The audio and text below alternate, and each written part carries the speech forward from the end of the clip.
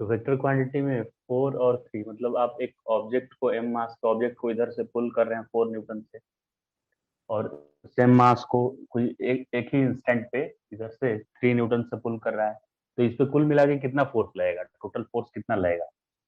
तो इसके लिए रिजल्टेंट फाइंड करना होता है। रिजल्टेंट, तो रिजल्टेंट क्या होगा, तो ये दोनों फोर्सेस का, इसको मान लेते हैं ये F1 फोर्स का मैग्नीट्यूड था ये, और ये F2 फोर्स का मैग्नीट्यूड था।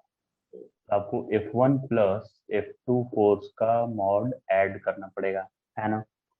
तो ये क्या आता है, root under F1 square plus F2 square plus 2F1 F2 cos theta. तो ये थीटा वही लिखना होता है, एंगल बिटवीन टू वेक्टर्स। ये लिखना है angle between two vector. Theta हो गया एंगल बिटवीन टू वेक्टर्स। तो इक्वल टू क्या लिखेंगे, F1 कितना है, first one 4, 4 square plus 3 square plus 2 into 4 into 3 और कॉस थीटा। ये टेल टू टेल कनेक्टेड है ना, तो डायरेक्ट लिख सकते हैं एंगल cos 60, है कि नहीं। टेल टू टेल कनेक्टेड है तो लिख सकते हैं ना डायरेक्ट। 16 प्लस 9 cos 60, है कि नहीं। टेल टू टेल कनेक्टेड है तो लिख सकते हैं ना डायरेक्ट। 16 plus 9 plus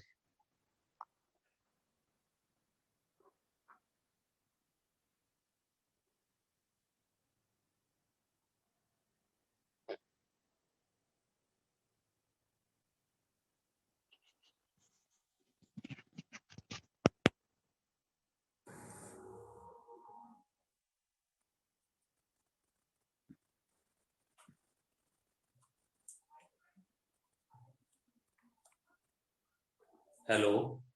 hello. हाँ, हाँ सर। तो इसे हम लोग लिखते हैं कहाँ, कितना आ जाएगा बताइए। हाँ, 4 ये cos 60 का वैल्यू हाफ होता है, तो ये 2 कैंसिल हो जाएगा ना।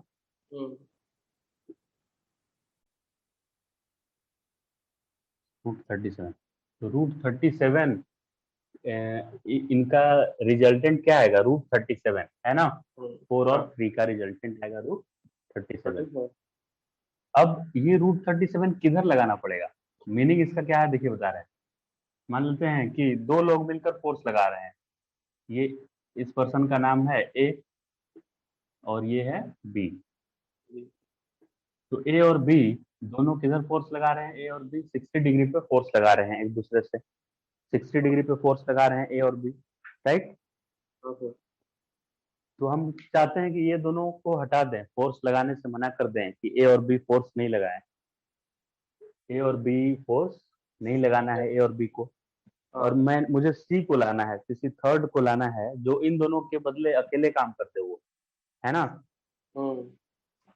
सी को लाना है जो इन दोनों के बदले अकेले काम कर दे। तो सी को कितना फोर्स लगाना पड़ेगा, √37। सी को कितना फोर्स लगाना पड़ेगा इधर, √37। ये तो मुझे समझ में आ गया कि √37 लगाना पड़ेगा। अगर दोनों को रिप्लेस करना है मुझे एक सिंगल फोर्स से, तो वो सिंगल फोर्स को कितना लगना पड़ेगा बताइए, सिंगल फोर्स को √37, राइट। अब वो √37 किधर लगेगा, किधर भी लगाने से नहीं काम चलेगा ना। ये √37 बोलेगा कि हम इधर लगाएं, तो ये उल्ट इधर नहीं लगाना है, इधर भी नहीं लगाना, किधर लगाएगा कि इन दोनों के बराबर अकेला काम करेगा वो। तो उसको बोलते हैं अल्फा, उस एंगल को बोला जाता है, इसको क्या बोला जाता है, अल्फा। तो अल्फा क्या है, alpha is angle between resultant vector and F1 vector. Alpha is angle between resultant vector and F1 vector ना। अब उस अल्फा को निकालने का फॉर्मूला यहाँ लिख रहे हैं हम। अल्फा कैसे निकलेगा, तो अल्फा इक्वल टू होता है, alpha equal to tan inverse, ये किधर से एंगल F1 से निकाले हैं तो पहले F2 लिखेंगे, tan inverse F2 sin theta upon F1 plus F2 cos theta.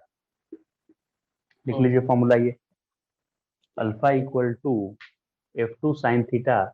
तो यहाँ पे अल्फा कितना होगा, कितने डिग्री पे उसको लगाना पड़ेगा, tan इनवर्स F2 मतलब सेकेंड वेक्टर 3 sin थीटा मतलब angle between two vector, F1 F2 sin theta by F1 मतलब 4 प्लस F2 3 cos थीटा। तो ये कितना आ गया, tan इनवर्स 3 sin 60 का वैल्यू कितना होता है, sin 60 √3/2 होता है ना।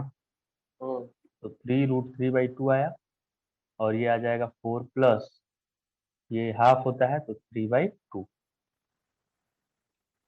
तो इसको और सिंप्लीफाई करेंगे तो कितना आएगा, tan इनवर्स ये 3 √3/2 और ये उधर 2 आ जाएगा, ये 11 आ जाएगा, 2 से 2 कैंसिल हो गया। तो tan इनवर्स 3 √3/11 एफ कितना लिख देना है, अल्फा इक्वल टू, मतलब ये कितना डिग्री आएगा पता नहीं है क्योंकि ये स्टैंडर्ड वैल्यू नहीं है ना। ये कुछ एंगल आएगा, कितना आएगा, अगर एग्जाम में ये आ जाता 1 आता तो 45 लिख देते, क्योंकि tan 45 का वैल्यू 1 आता है। वैसे ही ये 1/√3 आता तो अल्फा 30 डिग्री लिख देते। तो ये कुछ फ्रैक्शन में आया है तो कुछ एंगल होगा, वही एंगल होगा एंगल रिजल्टेंट का, राइट। बॉक्स है जिसको आप इधर से आप पकड़कर इसको खींच रहे हैं, एम मास के बॉल को खींच रहे हैं पकड़कर किसी फोर्स से। ये फोर्स मैंने माना कि आप 4 न्यूटन लगा रहे हैं, ठीक। तो ये फोर्स अप्लाइड बाय ए लिख दिए मैंने, Aditya, force applied by Aditya Parikshit, तो पी मैंने लिख दिया।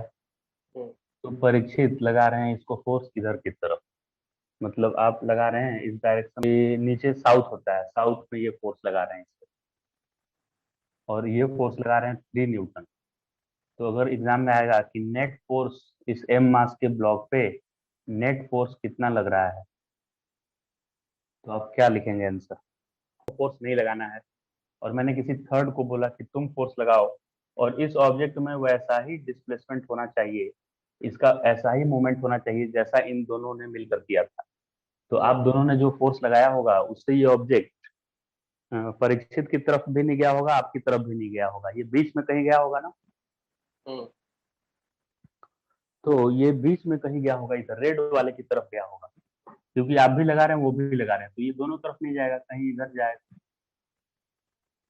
तो इधर मैंने बोला किसी थर्ड पर्सन को, बोला किसी और को, तो मान लीजिए ये थर्ड पर्सन है, साहिल को मैंने बोला कि तुम फोर्स लगाओ इस पे, और तुम्हें इतना फोर्स लगाना है कि ये दोनों मिलकर जैसा इसमें डिस्प्लेसमेंट ला रहे थे वैसा ही डिस्प्लेसमेंट आना चाहिए, है ना।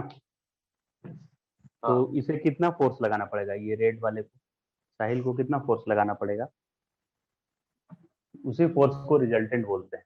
मैंने दो लोगों को रिप्लेस करना सिंगल फोर्स से को क्या बोलते हैं, रिजल्टेंट। रिजल्टेंट कैसे मिलेगा, तो अभी फॉर्मूला मैंने बताया था कि रिजल्टेंट जो होता है ना उसको नेट फोर्स बोल सकते हैं हम लोग। वो आता है रूट अंडर फर्स्ट वाले फोर्स का स्क्वायर प्लस सेकेंड वाले फोर्स का square plus 2F1 F2 cos theta, है कि नहीं। ठीक है। हाँ, तो अब सारा वैल्यू ये सब सब्स्टिट्यूट करेंगे और बताना है आपको क्या आएगा। F1 किसी को भी 1 किसी को भी 2 लिख सकते हैं, किसको 1 लिख दें हम, आपको 1 लिख दे रहे हैं, मान लीजिए ये F1 है और ये F2, तो क्या आएगा यहाँ आंसर,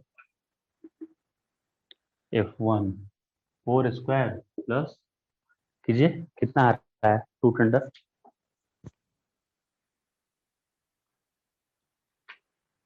ये आप दोनों में पहले से कितना एंगल है, 90 का एंगल है, 90 डिग्री, राइट। 5 होगा आंसर।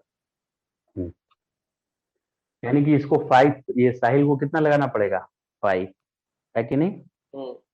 अगर साहिल 5 लगाएगा ना तो आप लोग दोनों मिलकर जो कर रहे थे वो अकेला ये करने लगेगा काम।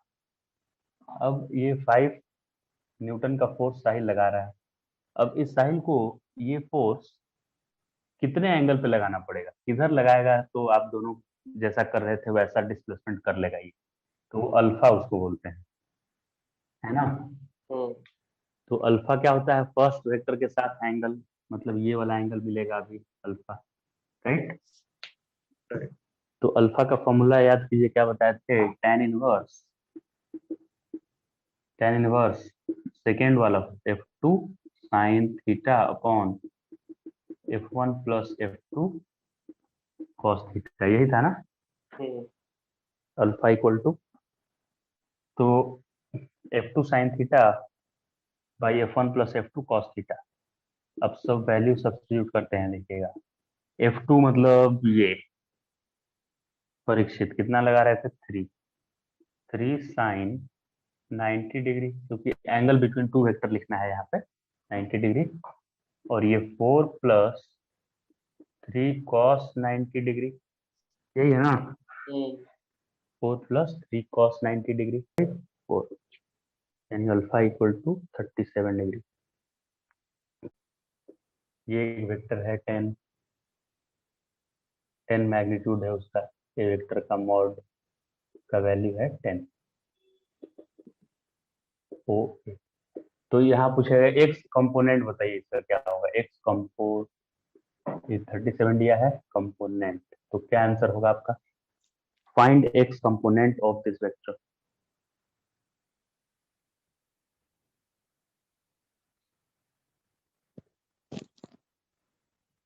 तो सिंपल एकदम जल्दी से आंसर लिख देना है, इसका टाइम नहीं लगेगा इसमें। देखिए एक्स कंपोनेंट मतलब इस वेक्टर का इधर रिजोल्यूशन निकालना है, तो ये अगर हाइपोटेन्यूस लेंगे तो ये बेस आएगा, 10 cos 37 लिख देना है, क्या लिख देना है, 10 cos 37। मैंने एक्स कंपोनेंट लिखना है और क्या, ए पॉइंट का एक्स कोऑर्डिनेट लिखना है, तो एक्स कोऑर्डिनेट यही आएगा ना, हम्म 10 cos 37, यानी 10 × 4/5, यानी 8, कितना आ जाएगा 8, ठीक ओके। वैसे ही y कंपोनेंट कितना आ जाएगा बताइए, अगर ओ एक वेक्टर है तो इसका y कंपोनेंट कितना आएगा, y कंपोनेंट मतलब ओ का ए पॉइंट का y कोऑर्डिनेट ही तो बताना है, y कोऑर्डिनेट, राइट।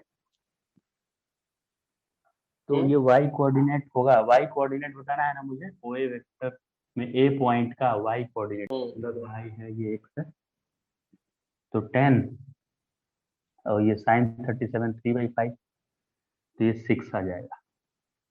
ये दो वेक्टर्स हैं, एक इधर लग रहा है 3, हाँ इधर लग रहा है 6, और एक इधर फोर्स लगा रहे हैं हम कितने का, 8 का।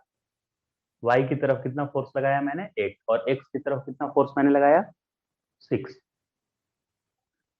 यहाँ पे किसी ऑब्जेक्ट पे, एम मास ऑब्जेक्ट पे। तो इस ऑब्जेक्ट पे नेट फोर्स कितना लगा बताइए,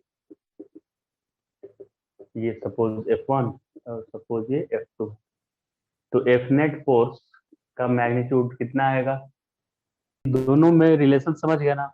अगर एक ही वेक्टर दिया है तो उससे दो वेक्टर बनाने को बोलते हैं रिजोल्यूशन ऑफ वेक्टर, इस चीज को जो मैंने किया उसको बोलते हैं resolution of vector resolution of a vector. और अगर दो वेक्टर दिया है और उससे एक सिंगल वेक्टर निकालना है तो उसको बोलते हैं resultant of a vector, okay. Okay तो जब भी कभी आपसे बोला जाए कि फाइंड रिजल्टेंट वेक्टर, तो समझ लेना है कि मुझे दो वेक्टर को ऐड करना है, ऐड करके सिंगल वेक्टर बताना है, उसका इक्विवेलेंट वैल्यू। और जब भी क्वेश्चन आए कि find resolution of a vector, तो क्या समझेंगे, रिजोल्यूशन ऑफ अ वेक्टर का मतलब क्या होगा कि मुझे एक वेक्टर दिया है और उसको हटाकर मुझे दो वेक्टर लाना है, राइट। हम्म एक वेक्टर को दो वेक्टर में स्प्लिट करना है, उसको बोलेंगे रिजोल्यूशन ऑफ अ वेक्टर। और दो वेक्टर को सिंगल वेक्टर बनाना है, उसका इक्विवेलेंट, तो बोलेंगे रिजल्टेंट। समझ में आया ये बात।